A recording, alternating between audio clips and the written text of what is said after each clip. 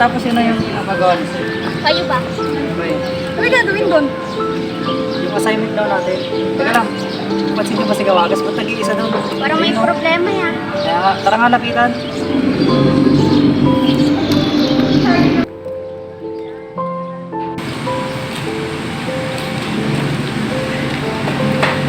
Uy, Kabagas, ba't nag-iisa ka?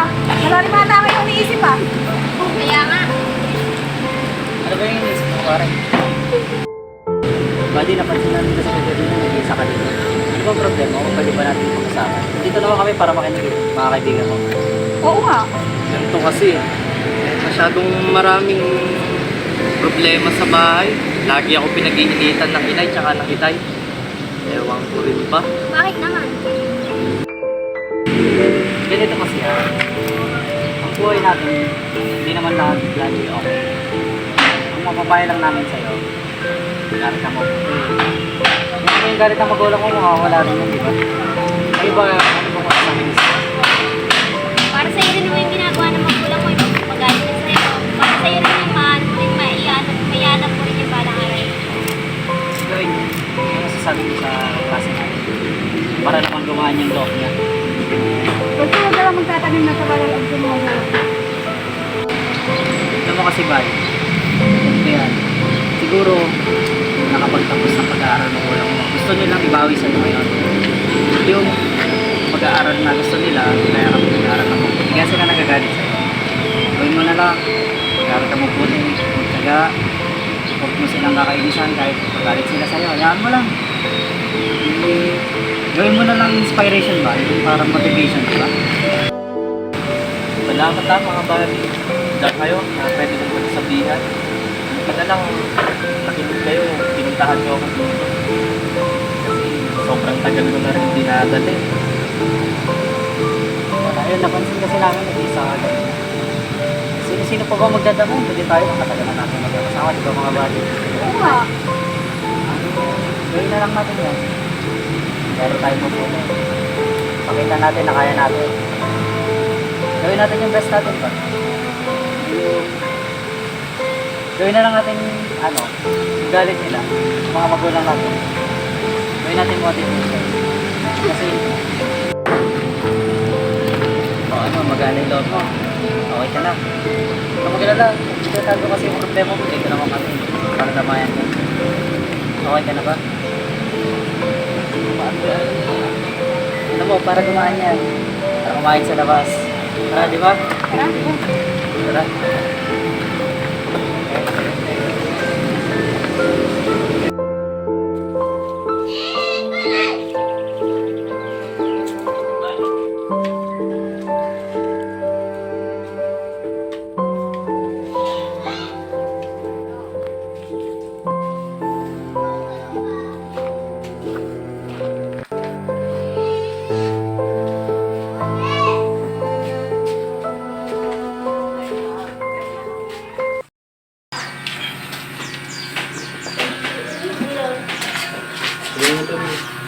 Nakuha ng mga tubig.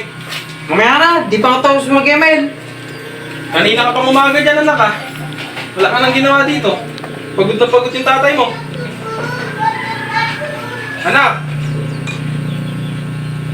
Ano ba anak? Wala ka nang ginawang matino dito sa bahay ah. Ikaw, puro ka na lang laro. Wala ka nang ginawang tama. Kailangan yan. Lagi na lang akong inutusan dito sa bahay. Eh sino pa bang dapat utusan dito? Kakatapos ka lang maglinis dito ng bahay. Ako na lang lagi niyong nakikita. Ganito ba? Napakadumi dito. Kakadating ko, napakadumi ang kalat.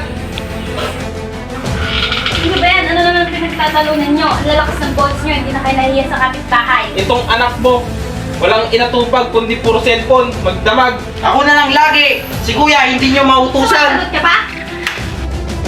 Lumayas ka dito kung ayaw mo makinig sa amin. Wala nang konsumisyon dito sa bahay, nasa poder ka pa lang namin, ganyan ka na. Wala ka nang ginawang tama. Lumayas ka rito.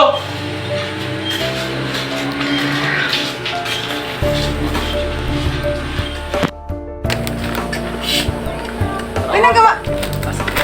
Hindi ko hindi naman lahat. Gawa ko na yung sa akin, kayo ba? Sa amin hindi pa nga namin ano gagawin eh. Okay, project na sir. Kahirap naman kasi. Siguro na lang. Ano pa ka bukas? Ay nga pala, kamusta si body natin? Wala naman balita Ayun, doon. show. O body, ba't ka malungkot? Problema ako sa bahay. Lagi na lang yung tusa nila, tatay at nanang. Ako na lang lagi nilang tusa. Si kuya man lang, ang nilang makutusan. Di ka na nasali sa nanay at tatay mo. Ganun naman sila eh. Ako na lang laging mali. Eh, kailan lang talaga yung magulang natin. Intindihin mo na natin. Kahit kapag ganun, kahit anong paliwanag ko, ako pa rin nagmumukhang mali. Ba't nga pala na? Punta ka dito. May nasabi pa sila? May nagawang maganda sa'yo, gano'n? Lagi naman ganun. Lagi naman ganun trato nila sa akin. Nakatunayan, inalayas ako sa bahay. Bakit? Hindi naman ganun yung magulang natin. Pero sa mga namin, bumalik ka din, humingi ka ng tawad. Baka naman kasi may nagawa mo na. Mali yung nagre-rebelde ka sa magulang na alis na natin. Sa mga namin, para kapag-ayusan yung lahat to. Tara.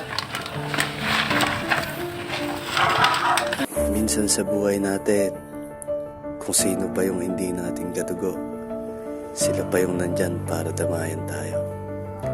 Kapag mag-isa lang tayo, kapag dumadaan tayo sa matinding pagsubok, yun ay yung mga kaibigan natin na kung ituring natin ay kapatid na. Hindi pong pag may kaaway, papalag sila. Sasamahan ka sa lahat ng saya, sasamahan ka sa lahat ng lungkot, sasamahan ka sa lahat ng problema. Ang sarap sa pakiramdam na may kaibigan ka na nagpapalakas ng loob mo, napapatatagin ka, papatawanin ka, kahit nagmumukmuk ka. At sobrang sarap sa pakiramdam na may tunay at tapat kang kaibigan. Minsan nagkakaasaran, nagkakapikunan, nagkakaaway. Actually, hindi naman hadlang yung pag-aaway para tapusin yung pagkakaibigan eh, diba? Lahat naman ng grupo or magkakaibigan dito sa mundo dumadaan sa pagsubok na muntikan na magwatak-watak. Pero sabi nga, diba, matira matibay. Pero kung sino yung solid na kaibigan, kahit dumating sa puntong nagkakagulo kayo, maayos at maayos yan. Aayusin at aayusin yan. At kung may problema ka, magsabi ka sa kanila. Nandyan sila palagi para palalakasin, patatagin, patawanin ka sa kalagitnaan ng problema mo. Anong mang problema natin sa buhay ay hindi dapat nating sukuan. Sa buhay, kailangan positibo ka.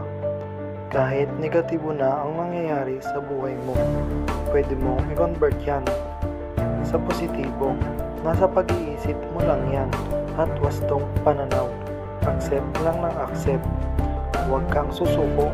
Darating ang araw na may kamay na aabot sa inyo o sa atin para tayo ay makabawi sa buhay. Kapag dumarating ang mga problema o suliranin natin sa buhay, kailangan nating manatiling kalmado, payapa ang isip. Ito ay para makapag-isip tayo ng maayos at makaisip ng mga maaaring solusyon sa ating mga problema. Huwag nating hayaan na tayo ay mawalan ng pag-asa dahil hindi nito masusolusyonan ang mga problema. Maraming pagsubok ang dinaanan ko na nahubog na yung dibdib ko. Mahirap na magkamali. Magkamali ka muna para matuto.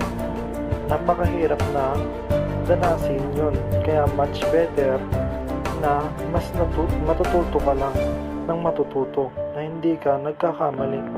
Huwag kang matakot, sumugal. Kapag nanalo ka, masaya ka. Kapag natalo ka, may natutunan ka. Ang problema, di sinusukuan. Andyan yan para sa katatagan.